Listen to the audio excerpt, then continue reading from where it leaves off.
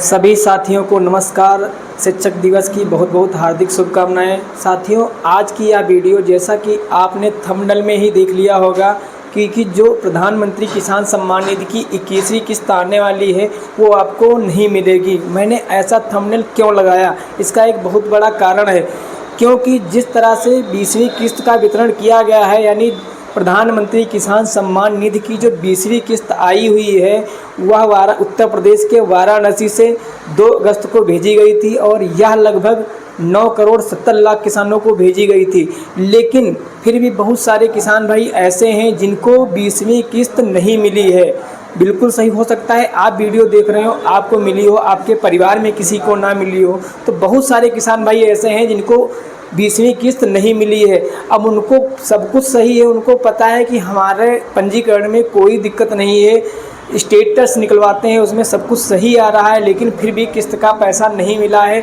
तो यह वीडियो उन लोगों के लिए बहुत महत्वपूर्ण होने वाली है। अगर आपको रेगुलर पैसा मिल रहा है फिर भी वीडियो में अंत तक बने रहना। आपको बताने वाले हैं कि 21वीं किस्त कब आने वाली है।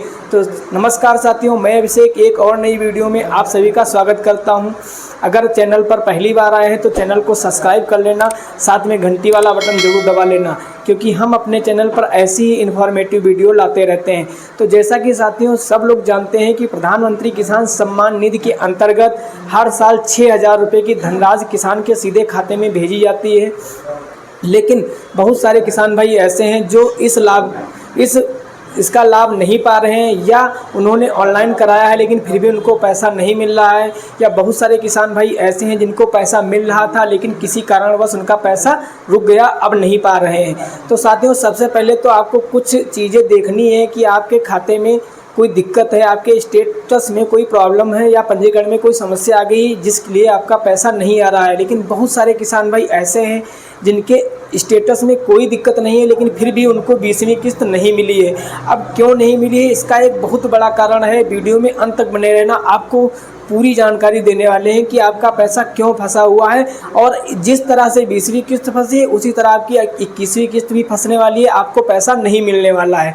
तो सबसे पहले साथियों जान लें कि 19वीं किस्त में भी लगभग 9 करोड़ 70 लाख किसानों को पैसा दिया गया था और 20वीं किस्त में भी 9 करोड़ 70 लाख किसानों को पैसा दिया गया। लेकिन बहुत सारे किसान भाई ऐसे हैं जिन्होंने नया पंजीकरण कराया, उनका पैसा आया है। बहुत सारे किसान ऐसे हैं जिनका पुराना पंजीकरण था लेकिन पैसा नहीं आया है।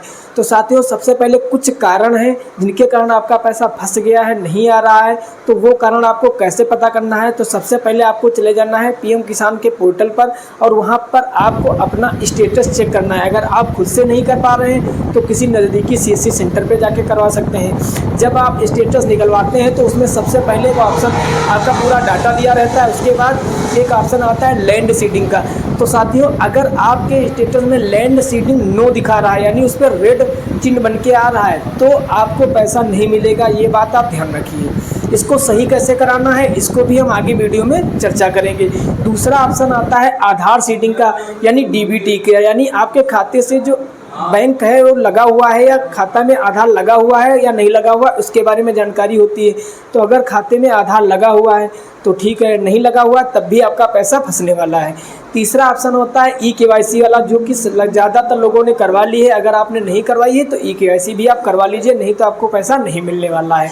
उसके बाद जो चौथा कारण आया है, जो 20वीं किस्त से ही आया, इससे पहले उस पर सिर्फ चर्चा हो रही थी लेकिन किसी का पैसा फंसा नहीं था, वो है पति पत्नी का रजिस्ट्रेशन। यानी अगर आप एक ही गाटा संख्या पर पति और पत्नी दोनों पंजीकृत हैं तो उनमें से दोनों का पैसा होल्ड कर दिया गया है। और यह हमारी तरफ से नहीं हुआ, ना ही आपकी तरफ से कोई गलती है, यह ऑफिशियल ही किया गया है, यानी ऊपर से उच्च अधिकारियों के द्वारा ही रोक दिया गया है। तो अगर आप एक ही सेम गाटा संख्या पर पति पत्नी दोनों लोग रजिस्टर्ड हैं तो आपका पैसा फंसने वाला है और फंसा भी होगा 20वीं किस्त में। दूसरी चीज़, अगर 2019 के बाद आपने पंजीकरण कराया है तब भी हो सकता है आपका पैसा फंस गया हो, क्योंकि उसमें रीज़न ये है कि 2019 के पहले अगर आपके घर में उस गाटा संख्या पर कोई लाभ पा रहा था, उसी गाटा संख्या पर आपने पंजीकरण कराया है, तो आपका पैसा होल्ड कर दिया गया है, वहाँ से रोक दिया गया है। उसमें एक रीज़न ये निकल के आ रहा है कि मान लीजिए कोई एक पिता था, उसको पहले प्रधानमंत्री किसान सम्मान निधि का लाभ मिल रहा था, किसी कारणवश उसकी मृत्यु हो गई। उसके बाद उसके 3 बेटे हुए और तीनों के नाम वरासत हो गई, उनके नाम उनकी खेती दर्ज हो गई। उसके बाद उन्होंने अपना पंजीकरण कराया, 1-2 किस्तें मिली, लेकिन उसके बाद उनका पैसा रुक गया।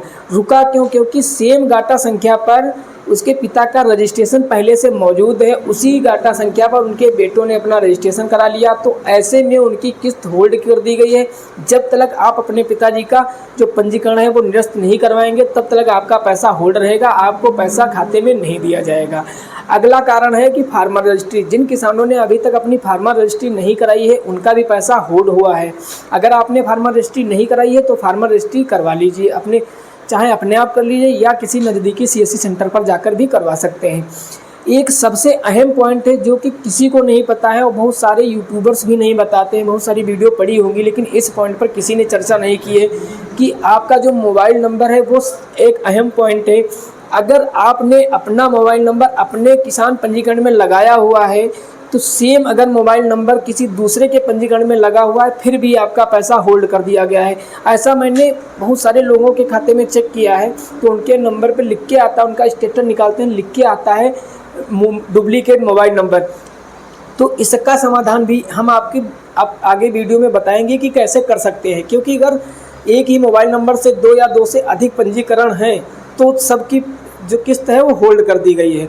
साथियों, अब बात करते हैं कि इनका निवारण कैसे है, यानी एक जो कमियां बताई हैं इनको आप सही कैसे करवा सकते हैं। तो सबसे पहली कमी जो लैंड सीडिंग वाली है उसको आप अपने तहसील या लेखपाल से मिलकर सही करवा सकते हैं। अपनी खतौनी लेकर तहसील या लेखपाल के पास जाएंगे तो वहां से आप बताएंगे तो वहां से वो सही हो जाएगी। दूसरी जो प्रॉब्लम है आधार सीडिंग या DBT वाली प्रॉब्लम, वो आपको बैंक खाते से करवानी है। अगर आपका बैंक नहीं कर रहा है तो आपके पास एक ऑप्शन, सबसे साधारण सा ऑप्शन है कि आप इंडिया पोस्ट पेमेंट बैंक में खाता खुलवा लीजिए, क्योंकि उसमें 24 से 48 घंटे में DBT हो जाता है, NPCI हो जाता है और कोई भी सरकारी पैसा होता है वो सीधे आपके इंडिया पोस्ट पेमेंट अकाउंट पे आ जाता है। तो यहाँ पर कोई समस्या नहीं होने वाली, आप इंडिया पोस्ट पेमेंट बैंक में अपना खाता खुलवा सकते हैं। उसके बाद तीसरा जो कारण है eKYC वाला, तो eKYC आप खुद से भी कर सकते हैं OTP के माध्यम से या फिर अपने नज़दीकी जनसेवा केंद्र या CSC सेंटर पर जाकर भी करवा सकते हैं। उसके बाद बात करें 5वां कारण जो कि 2019 के बाद का पंजीकरण वाली समस्या थी, तो इसको आप तहसील परिसर से करा सकते हैं। दूसरी चीज़, जब तक इसमें पुराना जो पंजीकरण वो निरस्त नहीं करवाएंगे तब तक आपका पैसा होल्ड रहेगा, आपको पैसा नहीं मिलेगा। उसके बाद जो 6ठा कारण है फार्मर रजिस्ट्री वाला, तो फार्मर रजिस्ट्री आप सभी को करवाना अनिवार्य है। अगर नहीं करवाएंगे तो आपको पैसा आने वाले भविष्य में नहीं मिलेगा। तो उम्मीद करता हूं कि वीडियो में जो भी जानकारी है वो आप सही मान के फार्मर रजिस्ट्री जरूर करवा लेंगे। उसके बाद बात आती है डुप्लीकेट मोबाइल नंबर की, तो इस समस्या का समाधान बहुत ही आसान है। PM किसान के पोर्टल पर जाकर आप अपना जो भी आपके पास नया मोबाइल नंबर है वो पंजीकरण करा दीजिए। पुराना नंबर आपका हट जाएगा, उस नंबर पे एक OTP जाएगा, OTP डाल के उसको हटा सकते हैं और अपना नया मोबाइल नंबर अपडेट करा सकते हैं। नंबर अपडेट करा देंगे, उसके बाद लगभग 7-8 दिनों के बाद वो अपडेट हो जाता है। फिर आप अपना स्टेटस निकालेंगे तो आपका स्टेटस पूरी तरह से सही हो चुका होता है। फिर आपको 21वीं किस्त में कोई दिक्कत नहीं आने वाली, वो आपके खाते में आसानी से आ जाएगी। अब बात करेंगे कि 21वीं किस्त आएगी कब, तो बहुत साथियों को इंतज़ार हो रहा है, क्योंकि जो 20वीं किस्त थी उसके लिए लगभग 4 से 6 महीने का इंतज़ार करना पड़ा तब उनके खाते में आई है।